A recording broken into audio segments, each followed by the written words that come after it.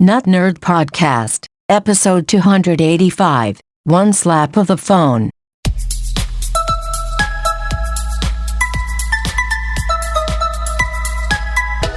Welcome to the Not Nerd Podcast. I am Nate Heath, and we are here to help you tech better. Here with me, as always, Mr. Dave Baylor. I am here, and I have no crazy accents today. What? I didn't plan ahead, so I didn't get one prepared. So it's just my normal American English voice. Yes. Well, let us know in the comments somewhere if that really offends you that he's not doing any accents to start. Probably quite the opposite, but you can always go to our website at notnerd.com and you can give us a call and leave a voicemail if you'd like me to do a particular accent at the beginning of the show. And that number is 608-618-NERD, which is 6373. And you could leave your own accents as well. You know what? Do an accent on the voicemail and we'll feature it on the show as long as it's clean and not like racially offensive to somebody. You know? That might be tough, but maybe we'll do a bonus episode of accent offs between you and our listeners. Oh, I'm primed to win. I can't wait. Yes. Well, the real reason we are here is to talk technology. So let's get into some follow-up. Apple started shipping some new products this week. First of all, you got your AirTags, which had already been shipping, but you were waiting on yours. And tell us what you think. Well, they are nice and shiny. They're fun to touch because they're smooth and round. And I got some nice little icons on them that are fun. But I like them so far. If you go on to Reddit and look under the subreddit AirTags, plural, you will see my post there of my little lanyard concoction. What I've done is I have these small little lanyards I bought a long time ago, and you can kind of wedge them in between the plastic front and the metal back into that little groove, and they stay in there quite nicely. And then I finished it off with a little piece of gaff tape at the top to keep the two pieces of string together. And gaff tape is strong, and so far they've held in place. I keep looking down because I've got them on my keys right now. Yeah, it's still there. It's still there. It didn't fall off. And so that's proof in the pudding that it works. But I've got one affixed to a drone. I've got one on my keys, as I mentioned. I've got one in my bag. And the other one, what did I do with the other one? I can't remember what I did with the other one. Well, the good thing is you can use your phone to find where I can track it. Yes. Yeah, no, I like them. And then the new products that started shipping this week, neither of us got one of the new iPad Pros. I am interested to, I've seen a couple reviews and a couple headlines on them. It seems like they are pretty amazing. But they also started shipping the new Apple TVs, Apple TV remotes, and the new iMacs. Neither of us have the new iMac either. Right. And just real quick on the iPad, if you're going to buy one, I wouldn't bother unless you're getting the 12.9 inch because the 11 inch is kind of just more of the same of last year's model. Maybe they beefed up the processor or something. It's got the new M1 processor. Yeah, but the old one wasn't slow. Yes. So I'm saying if you want the 12.9, now's the perfect time to get it. The screens are deliciously beautiful. Yeah. The other one is just an incremental upgrade for the 11 inch. But yes, I would have loved to have got one of the new iMacs and their beautiful colors.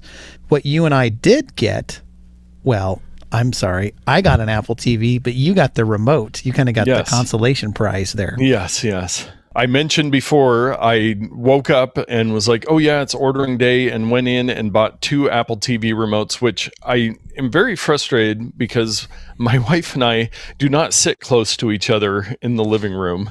Our marriage is okay.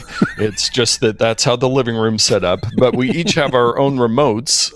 I use the Apple TV remote, and she uses a $9 universal remote that was my pick of the week 2 years ago. Both of them work fine with the Apple TV.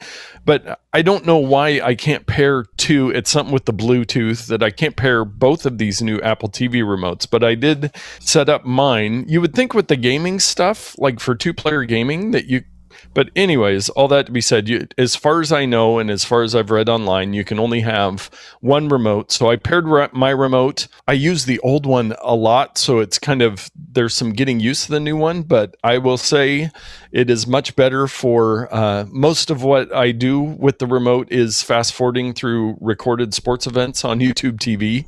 So it's very nice. You can just click the side to fast forward through the commercials, and it'll jump across the little preview window there, or you can use the scroll wheel to. I haven't tried that yet. Yeah, the scroll wheel, it seems a little jumpy because if your thumb hits the center part, which is still a trackpad, it'll jump around a little bit. So I'm still getting used to it, but I love the feel of it. I love the buttons. It works. It's good. So you've got the actual new Apple TV. Tell us more. Well, it's very much like the previous one. My son Sam asked me today. He said, "So, what's the new Apple TV? What's different about it?" And I go, "Well, it's faster, and there may be some like spatial audio, HDR, Dolby Vision stuff that it's capable of. The old one wasn't, but we don't have a TV that supports that. So basically nothing's different except for the remote." Yes. And then of course he asked when we're getting a new TV, and I said soon. Very soon. Yes, that's then they will be a match made in heaven. And I'm actually I was thinking about it, and I am thinking that I will probably return both of these remotes and just go ahead and buy the new Apple TV, because I do have a 4K TV with the features, and I'm using a just HD Apple TV that is several years old now. So I'm thinking that's probably within the return window. What I'll do is just go ahead and upgrade the Apple TV and do it that way. Yeah. So, but yeah, listeners, let us know. Jared, he let us know when he got his. He was watching the UPS truck circle around his neighborhood, which they seem to take an extra circuitous route when you're waiting on an Apple product. But yeah, great products from Apple as most of the time, as always, we'll say. Yeah. And they have a pretty solid game in hitting it out of the park with new products. So yes. Well, our next piece of follow-up, I keep bringing this up, but we are down to, like, by the time you listen to this, mere days before Google Photos changes how they, charge you for your photos. Up until June 1st, 2021, it is free to back up as many photos as you like in their high quality, which is really better than your smartphone. It just allows them to, I think, if I remember correctly, the high quality, if it's 12 megapixels or larger, they might downgrade it some, but it also allows them to analyze the photos so that the search works better and all that stuff. But please, on your computer, on your phone, whether it's iPhone, Android, make sure you open up the Google's Photos app and make sure all your pictures are backed up. And before they change over to the new scheme where any new photos after June 1st that are uploaded will count against your Google account quota. So the default is 15 gigabytes, and then you can pay for extra. I do pay for extra. If you can, you might as well get them uploaded and backed up for free, because one backup is none backup. And I would hate for anybody to lose any of their photos. So please pause the podcast or just close the podcast app. Go to Google Photos, wait, and make sure the little backup thing says all photos are backed up. Right. And you can do that on your computer as well. You can set up the Google backup and whatever the application's called today, and it will back up all the photos from your computer as well. So there's no excuse to do that. Google Photos has always been good to me. They've sucked in the photos, they've analyzed them, they've done the facial recognition, object recognition.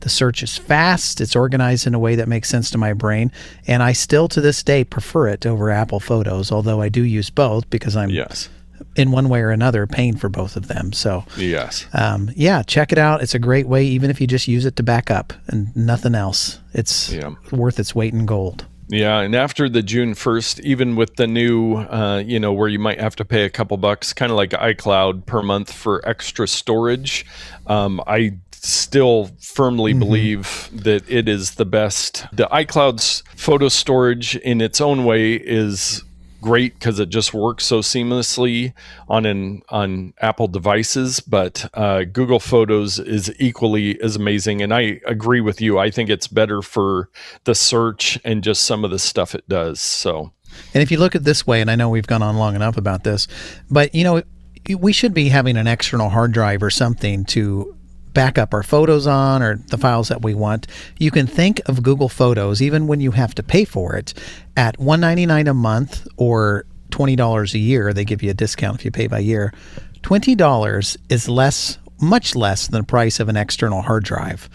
So if you just build that into your yearly purchase of, I'm going to spend $20 a year to Google Photos, well, all of Google, really, it's Google storage, so that my files can be backed up. It's cheaper than a hard drive that sits on my desk, and it's redundantly backed up in the cloud on hundreds, if not thousands, of servers across the world. So it's a very secure and robust way and inexpensive way to store your photos and other files.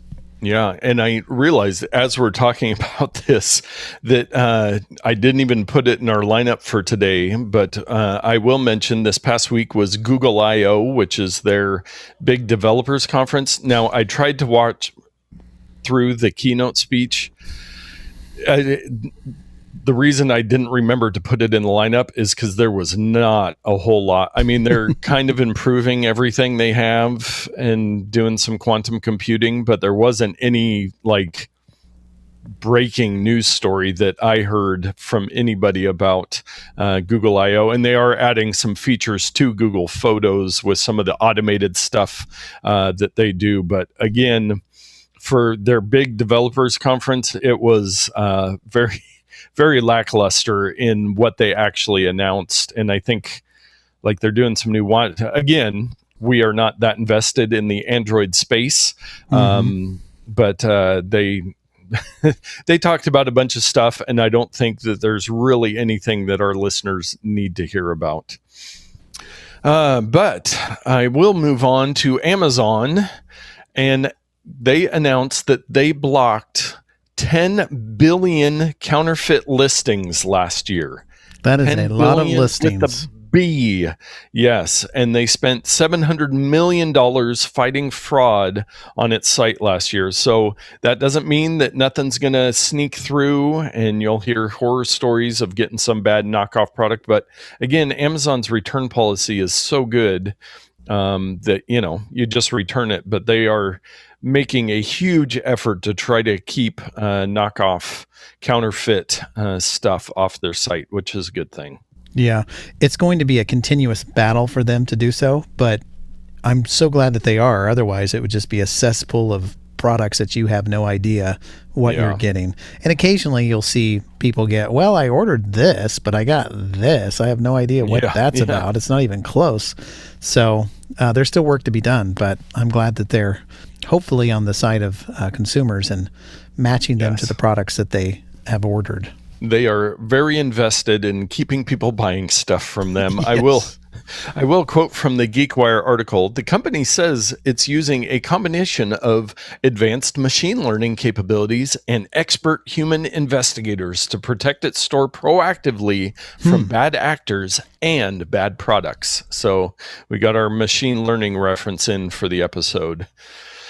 And Apple, not to be outdone, they announced that they rejected almost 1 million new apps in 2020. And they kind of explained some of the reasons why, but most of them, deceiving or bad ad practices, bad data practices. 48,000 apps were removed for using hidden or undocumented features. 150,000 apps were removed because they were spam or copied another app. Back to the counterfeit, 215,000 apps were removed because they collected too much user data or other privacy violations, and the list goes on. And they booted Apple booted 470,000 accounts from its developer program because of fraud. Wow. That is a lot of developer accounts. That's incredible. Oh, geez. Yeah. So, all these big companies, the endless battle that we often talk about trying to keep things on the up and up. Mm-hmm. And you know what else is always on the up and up? Dave's Pro Tip of the Week. Well, Nate, wouldn't you know it that this tip is also very topical as last week's tip on VIP lists for your phone. This is similar in a way that it helps you stay organized and you can manage this from your phone. But the topic today is family calendars. Just recently, I got my family onto a family calendar. Now, my wife and I have been sharing a family calendar for years, but the kids didn't participate so much. And when I sat down to try to get them connected, it was frustrating. Our shared calendar is in Google, and if you want to share a calendar with people so that they can put things on it and see it and everything, they also have to have a Google account, which both of them do. And we tried to get them on their phones and signed into the calendar, and I'm just like, it's not showing up. I don't know how to accept it. And I finally just threw my hands up in the air and I said, you know what? Apple calendars have been so terrible in the past. That's why I'm using Google calendars. But now with family sharing, they have all these features built in. So I made a new family calendar in Apple calendars and shared it with my family. And I had a client this week who needed the exact same help. Nice. And it took a little while, a couple hours, but we finally unraveled the spaghetti string of what was going on with multiple Google calendars and multiple Google accounts and Apple iCloud accounts and various things that were kind of all intermixed together. And I can tell you at this point, here is the nut of the pro tip. If you are an Apple ecosystem family, meaning everyone in your family has some type of iOS device or computer, then without a doubt, I will recommend that you just use Apple's built-in calendar app and share it with your family. Now, if you have a mixed family, I'm not talking like racial mixture. I'm talking if you have Android devices and Microsoft Windows Phone devices. Do they still make those? They do not. iPhones, etc. Then you probably want to stick with Google, even though it might be a little more complicated to set up. It's still possible. But for you iPhone users and Apple users out there, here's what you do. And I'll stop talking and give you some practical advice. If you're on your phone, simply go to Settings and then go to the iCloud, which today it's at the top of your screen, and you click your name. And there's an iCloud option in there. And I want you to look in the iCloud option and make sure that the calendar item has the green switch turned on. If you don't have that turned on, your phone will not synchronize calendars with your other devices or your family. It has to be synchronized through iCloud. And so that's the first step. Then if you want to, you go back to the main settings page, and there is a calendar option there, and you can look through and see which accounts that you have calendars turned on. Like I have my main iCloud account calendar, which we just looked at, but I also have a Gmail one in there, and then there's some subscribed calendars that I subscribe to.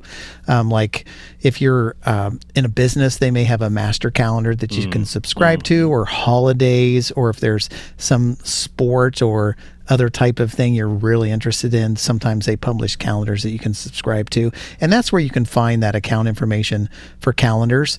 And the real truth is that little accounts area you see in the calendars can also be found in contacts, can also be found in your mail application, because they all share the accounts section of your settings, and they're just revealed in different places. So if you've seen that before, don't be surprised. The other thing you want to do inside your calendar setting, there is a synchronization thing that you can choose. Do I want to sync my calendars only just for the most recent events, or do you want all events from time immortal or 6 months back? So that's a little thing that you can choose to do. And for family events, that's important, because if you're not synchronizing everything, and this of course is just going backwards and not forwards, but if you want to go back and look at when's the last time we had a dentist appointment, which was 6 months ago for my kid, well, if you're only synchronizing 2 weeks back, it's not going to do that for you.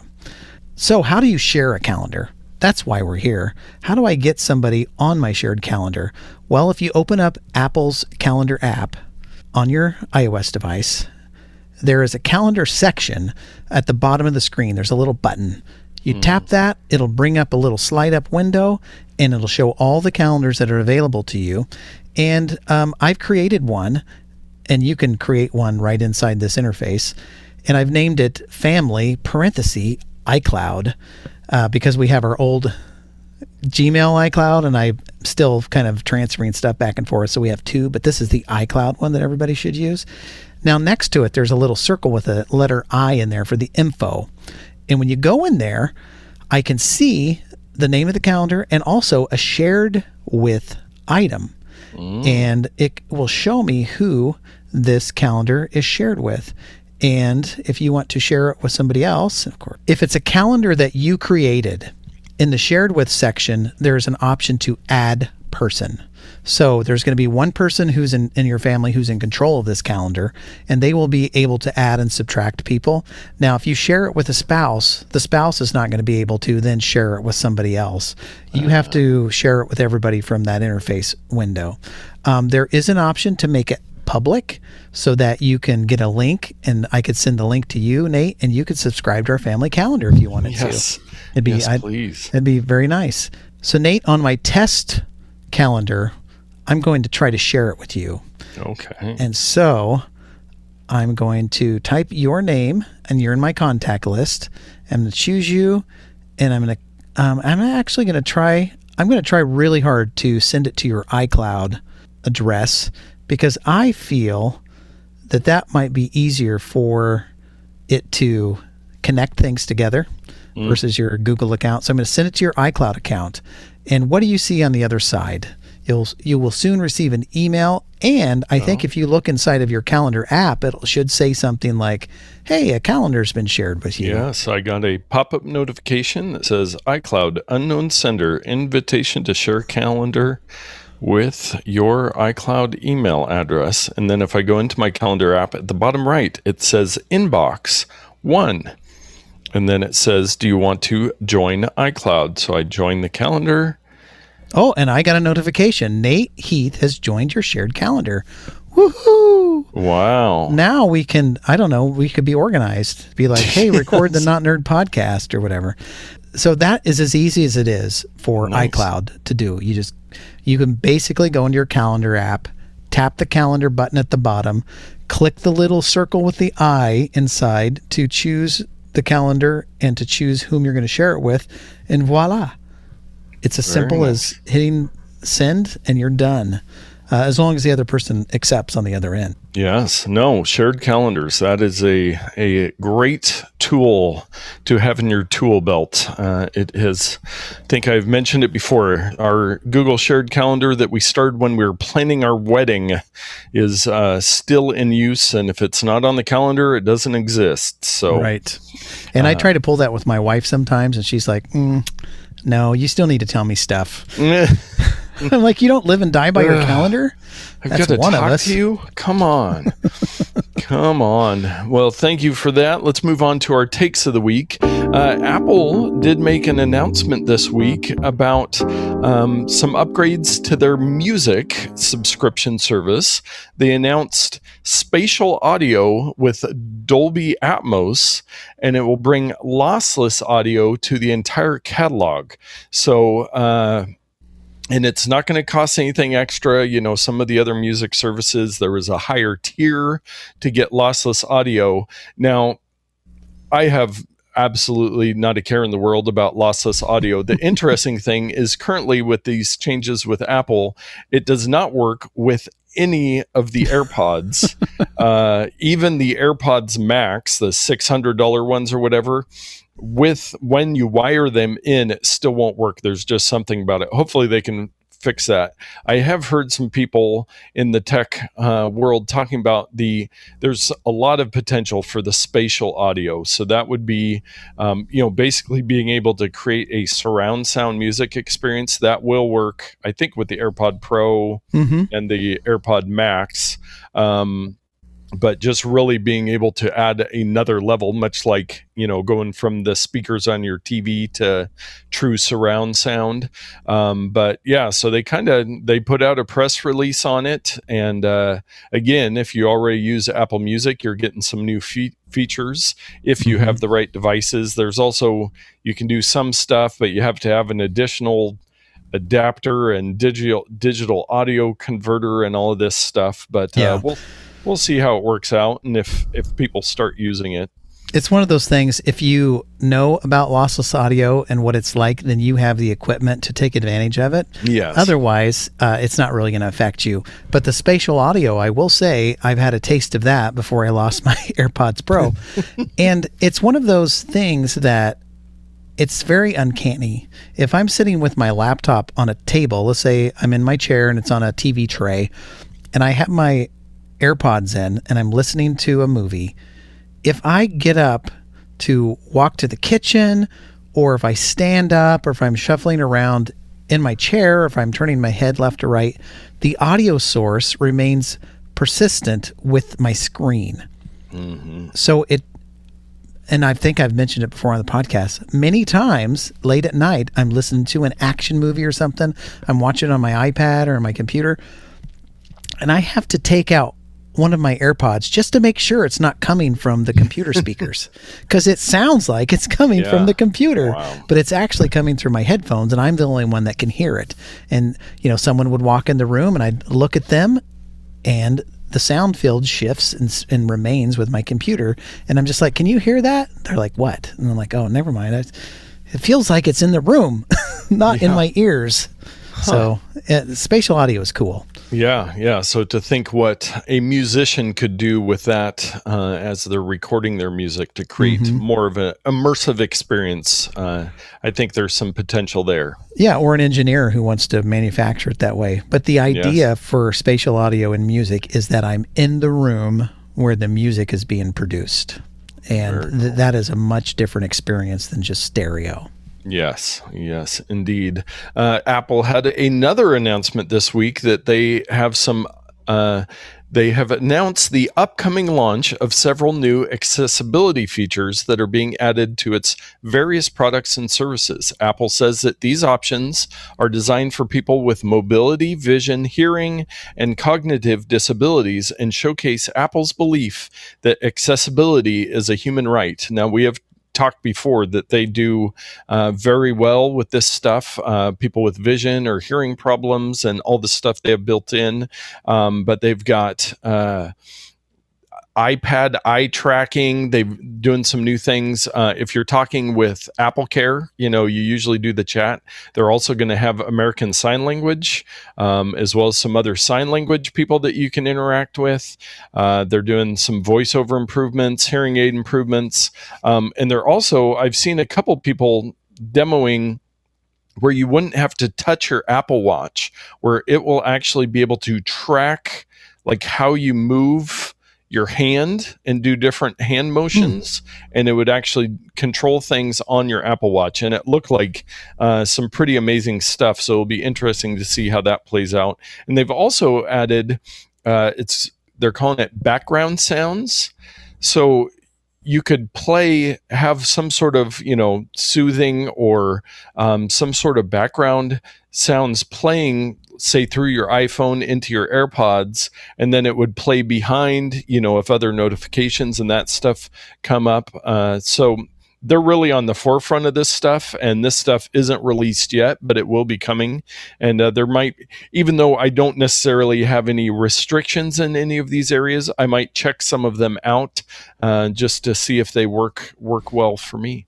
In Spotify news, they are adding the option for offline music on Apple Watch. Now, with your Apple Music, of course, you can do this. So, but they're going to make this. Dave, I know that you use I use Spotify. I don't ever use my Apple Watch for audio. But what are your thoughts on offline music downloads on Apple Watch? Well, maybe we haven't talked about this much, but I have gone in and have canceled my Spotify Premium in lieu of getting the Apple One program. Oh, yes. So in June, all of that is starting up. I think I started it a little bit early because something wasn't working right. So I canceled and resubscribed. So I'm paying for everything now. Yeah. But I still have an opinion.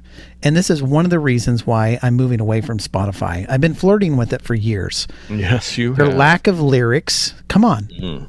Give me lyrics. And some of you international people be like, I've had lyrics for years. Yeah, exactly. I haven't. Why? I don't know why. They just haven't turned it on. And there are other things like this, like welcome to 2015. Other apps have done this thing on the watch. There's no restrictions. Spotify could have done it at any time. They just chose not to.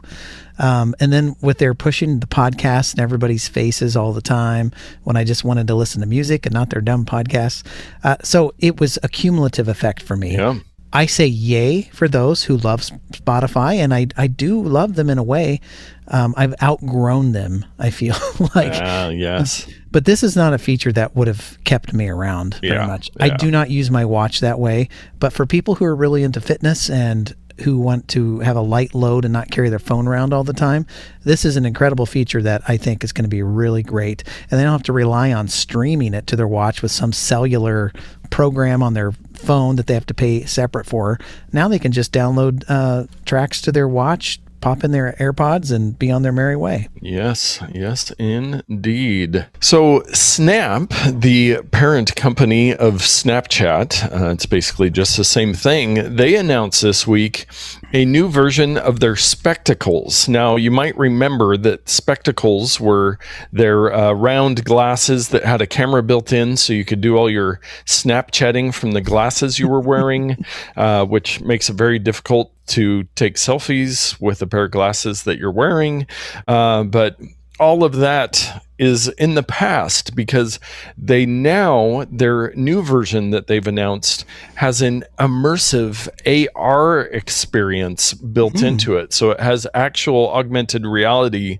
So they are actual screens. So stuff will overlay your everyday life while you're wearing these spectacles. Wow. What do these little puppies cost? Because I can imagine that fetching a high price. And this is something that Apple may be working on. That is the rumor, at least, that they're working on something. So maybe Snap has tried to get ahead of the game on this one. Yes. So it says Spectacles 3, $380. And I don't think that they're necessarily. They do have a prescription lenses option. They look like cardboard 3D glasses that you would get at the movie theater. Yes, or the cheap plastic ones, I guess. Yeah. So and I don't know, those might even be the last version, because the ones that look like the 3D glasses, I don't think you can order these yet. I think those are the older version that are $380.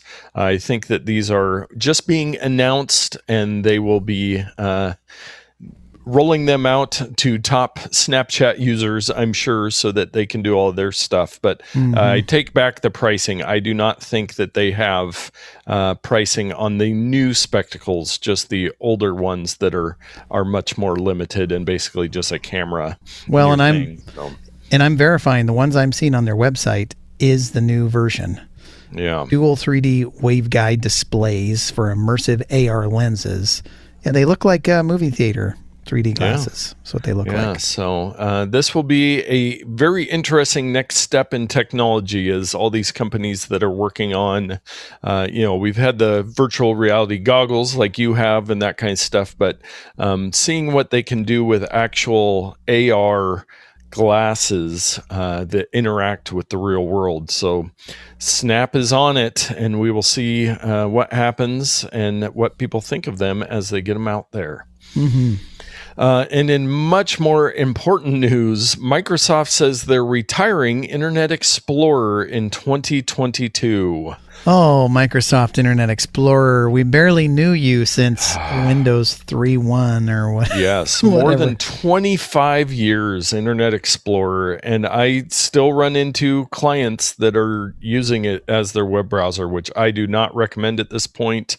And so hopefully, much like Adobe Flash, eventually they will just make it not work anymore. But a lot of people, and there are still, usually the client, it's because of some banking or government website that requires Internet Explorer. Yeah, and those clients, instead of using the old line, I've got underwear older than you, they could be like, I have a web browser older than you that I use every day.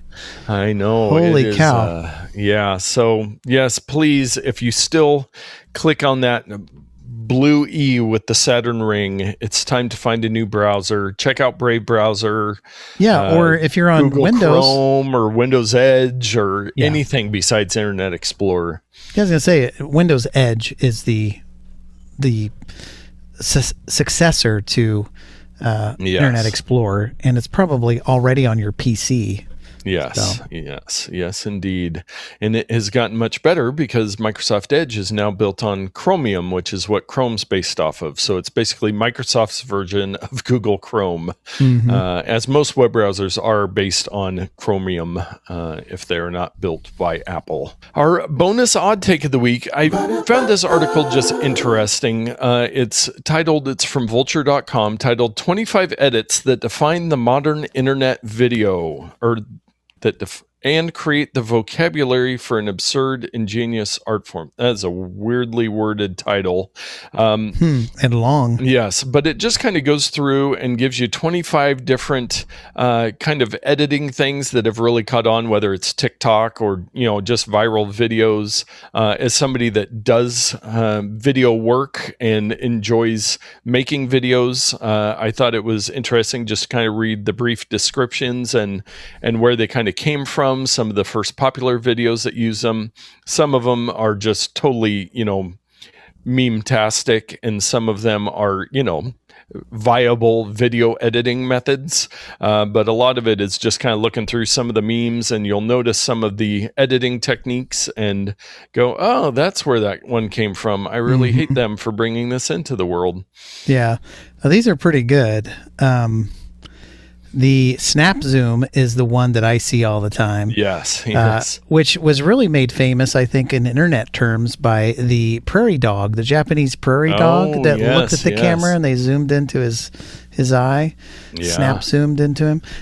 But yeah, there's loads here. And I think everyone who makes internet videos should take a look at these and see if they can emulate these, because there's some really good some tips here and how to make some interesting looking footage for sure. Yes.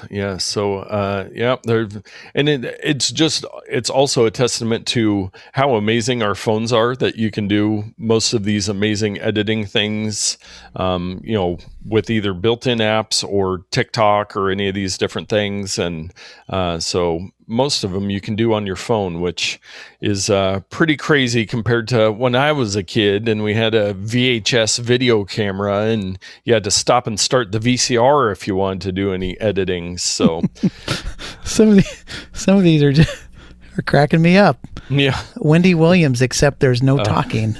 I'm like, oh, what? Man. It's just, so check these out. You're going to get a giggle out of them. Yes. They are definitely giggle worthy and possibly purchase worthy are picks of the week. Since I mentioned I got the new Apple TV, I spent a little time. Oh, and that I'm using the Apple One service, which means I also have access to Apple Arcade. See where this is going here? Yes. There's a game pick that I have that you can play on your Apple TV, whether it's new or an older version. This game is called Song Pop Party. And if you are an Apple Arcade subscriber, you can get this for absolutely free. Download it and play it. There are some Song Pop games in the regular store that you can get for free, and you have to pay a subscription to play. And They're by a different developer, so I don't know if this developer sold the rights for Gameloft to make the arcade version or what's going on. They look very similar. They don't play the same. Anyway, I just wanted you to be aware. If you type in Song Pop, you're going to see version 1, which is discontinued, 2 and 3 in the regular store, and in the arcade, there's Song Pop Party, which, since it's part of arcade, it's absolutely free if you're a subscriber. What do you do on this? Some of you who have Alexa devices, Echo Dot devices, may remember a skill that you can install that's like this song quiz, where it's like, play song quiz, and it has this music, and it'll play player 1, guess this song, and you can say it out loud and try to guess the title and the musician and all that stuff. So look that up as a side note. It's kind of fun. Song quiz, I think, is the name of it. It's a skill you can install. This is very similar. It will play a section of music, and it will either throw up 4 artists or 4 song titles.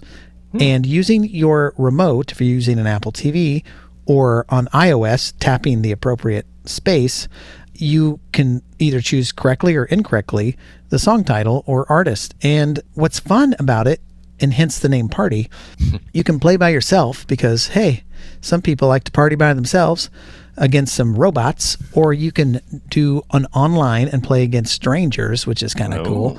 Or you can host a party, and people who have the same game on their device can put in a room code and play along with you. So this could be great at parties if you have a bunch of friends over. Now, the little caveat is that they have to be subscribers to Apple Arcade, or if you're like me, which I don't anticipate this, I've got 1, 2, 3, 4. I got a number of other devices laying around that I could just install them on and then say, you're using the iPad, you're using the old iPhone, you're using the iPad mini or whatever, and play it like that. That might be fun too. Gotcha.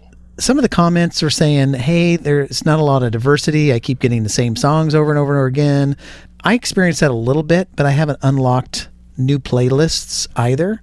And my hope is they'll either add songs or they'll add new playlists, and it'll keep growing and getting more diverse. But if you like the music genre of games and you have Apple Arcade, Song Pop Party is one for you. Very nice. I like it. Well, my pick of the week this week is kind of a amalgamation of different products. If you remember back to our September Apple iPhone event and the announcement of the MagSafe connectivity on the new iPhones, I was very excited about it and was excited to see what came out of it. And when I ordered my new iPhone, I ordered one of the official Apple MagSafe charging cables that, attaches to the back of your phone. And I got it, and I was using a real thin case where it would kind of work on my desk and this and that. So I wasn't really using the cable. Well, we have discussed at length in previous episodes about magnetic mounts in our cars and being able to charge. And you had a solution, and I've tried different things. Well, I have finally got something that I am mostly happy with. So I'm using the official Apple MagSafe cable that I purchased, so it plugs into my little Aki cigarette thing. And then on Amazon, the product I purchased is no longer available, but an identical product is the Cloud Valley phone car holder for iPhone MagSafe charger and iPhone 12 series 360 blah blah blah, goes on and on, as Amazon product names do. But what it is just a little vent mount that the MagSafe cable fits in. Well, I took the part off of it, took the vent part off, and attached it to my previous dash mount, put the MagSafe cable in there, and then I purchased the Kyket liquid silicone case. Magnetic attraction is what it says on this amazing Amazon product box. But this is a very thin silicone case, but it has the magnets built in, because the other case I was using, it wasn't a strong enough connection, so the phone would just fall off. Not a great thing to have happen while you drive. So now with the combination of these 3 products, I just take the iPhone out of my pocket when I get in my car. I slap it on with the magnet. It's charging at 15 watts or whatever it does with an official Apple cable. So the vent mount, you can get that for $5 prime. I was looking, the official MagSafe cables are $39 from Apple. You can get them $34 on. So for the price of going to the Apple store and buying the cable, you can actually get the cable and the mount via Amazon. And then you can adjust. It's a pretty standard, the little ball mount on the back of the little thing. So it'll go on pretty much any car mount you have. So the one I already had for that. Yeah. So if you have an iPhone 12 and you're interested in having the official MagSafe charging in your car, which I have found is just a great place for it. Around the house, I don't need to charge my cable usually, but especially when you're in the car for longer periods of time, or if you're going somewhere, it's great just to slap it on there, have it right where you want it, and have it charging at the same time. That sounds like a great solution, if not a little complicated. Yes, but yes. My product works, but it also requires a case that, you could use it without a case. You could use any of these products without a case, but if you're going to use a case, then you need to get one that has the appropriate magnetic. What did that one thing say? Magnetic attraction. Yes, it has the appropriate magnetic attraction on it. Yeah, that's what got me through college, honestly. Yes, I will say a couple quick things. So I tried just going caseless once I got the mount and had it in there. Caseless, the iPhone is just too dang slippery. It slips everywhere. I'm not worried because I have Apple Care about cracking it or dropping it. It just slips off my chair arm. It'll be laying somewhere flat, and it just, I don't know. It's like, it's got a mind of its own. So this case actually errs to the other side where it is almost too grippy. It's just silicone, but it is, man, getting it in and out of my pocket sometimes, it will not slip anywhere. So it's almost too non-slip. I don't like silicone cases for that very reason. They're too grippy. You stick them in your pocket and you spend 10 minutes trying to get them out. So I always like the kind of grippy plastic style, but to each their own, I'm not going to judge. Yeah. So it's working. It's worth it to have the extra grip there to just have a system that works. Now I'll put links to all 25 different things that make this system work in the show notes. But I was hoping that MagSafe would be a little further, like even just searching on Amazon for MagSafe products. I don't know if it's a licensing issue with Apple. You're starting to see more of like the wallet that slaps on the back, which I am not interested in at all. But, I was really hoping that this would be more utilized. There are some innovative products that are coming as far as like camera accessories and stuff like that, but I still really like the MagSafe, and it is great in my case for the car charging and mount. Yeah, it fulfills my desire to go into my car, slap my iPhone on a mount where it both holds it and charges it, and then I just grab it and get out of my car. Yes. I don't want to be plugging in cables and all that stuff. No. Yes, I was much less likely to charge my phone in the car just because I didn't want to take the extra time to plug it in. So now it all happens with one slap of the phone. Our Ramazon purchase this week, I actually know who this was because I was there while it was delivered. So it was not you this week, Dave. It was not finally Todd. So a third person is using our Not Nerd Amazon links to make their Amazon purchases. So we get a little commission. And that person or people are my parents. Okay. That makes sense. So we're up to 3 now. A couple, a co-host, a close friend, and parents. That seems to make sense. Yes. So we've really got a wide range using our Amazon links.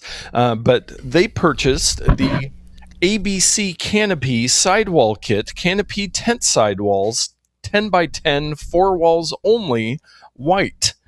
So we have all seen everywhere in the world these 10 by 10 outdoor canopies, especially in the Pacific Northwest where it seems to rain all the time. Any outdoor event, you've got an easy up. Yes, an easy up little canopy. And they're great. So what this is it's a 4-wall system that connects to your already existing canopy.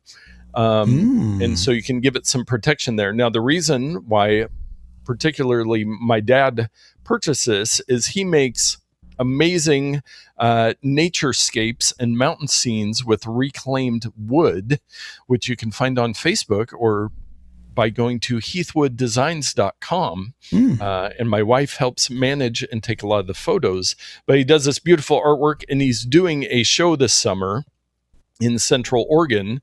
And so he wanted to buy this to give it a little more protection. And if there's wind or at nighttime, he can kind of enclose the canopy and have a little added extra security, just basically the security by obscurity that people can't just see everything there and walk in. But it's a good reminder as we get into camping season and outdoor season here in the Northwest and elsewhere that you can pick up one of these little systems. And Dave, I didn't send you a picture of this. Would you like me to, or do you want to take a guess? It is 4 stars on 708 ratings. And it's just the walls, the side walls. Yeah, so it wraps around and it kind of has a tie back. I really should send you a picture here so you can see. Well, I'm just going to guess off the cuff. Those Easy Ups you can get for less than $100. So I'm guessing the walls. Here, I'm going to send you a picture just so that you can take a look at it and get a feel. It looks pretty durable. It's got some tie backs there. I'll see if there's anything else interesting in the description that you really... Oh, it's not... So it comes with the roof part too? No, it does not. It is just the walls, just the sidewall kit. So that picture is misleading. I'm going to go... This is a $68.95 product. Wow, not bad. $78.95. Wow, very close. That was because you got the 95 right. I'm going to just say that you were right on. But yeah, so it's just one of those things that you might not ever think that exists, and that you can get it on Amazon Prime delivery and get it in a few days. So very high quality. I was thinking like tarp material, but this is nice fabric. This is with zippers and everything. It's nice. Yes, so that is our Amazon purchase of the week. Please, more of you listeners, start clicking on those links, or else, Dave, we're going to have to start funding you, Dave, to buy more products that we will do on the Amazon purchases. What do we got to do to get Bruce off of the old Facebook and onto a proper website? If only he had a son or sons who had that ability to create websites. That would be the problem with his company is the amount of time that he spends on each piece of art. He's not at a point where he needs any more exposure he just kind of posts pictures there, and he does, custom commissioned pieces for people if they say, oh, I want something that really looks like Mount Hood, but it's beautiful artwork. I'll put a link in the show notes next to the Amazon purchase so you can check it out. It is really cool stuff. He does amazing things in the woodworking world. Yeah, and please scroll down if you go to the website, because they get better the farther you go down. Yes, good stuff. Well, with that, we have talked at you long enough about the technology and other things this week. But thank you so much for listening. Thank you for sharing it with your friends. Thanks for subscribing, reviewing, all of that stuff that you do. And please let us know what questions you have about technology. Like Dave, everybody it seems that you have a conversation with, you're able to solve one of their problems. And we know way too much about technology. We just don't know what you need to know. So with that, get out there and tech better. The sticky side on this Velcro is very sticky, except for it did not stick to my desk. Ugh. Come on, baby. I have no idea what's going on right now other than your commentary. Velcro is stuck to my pick of the week.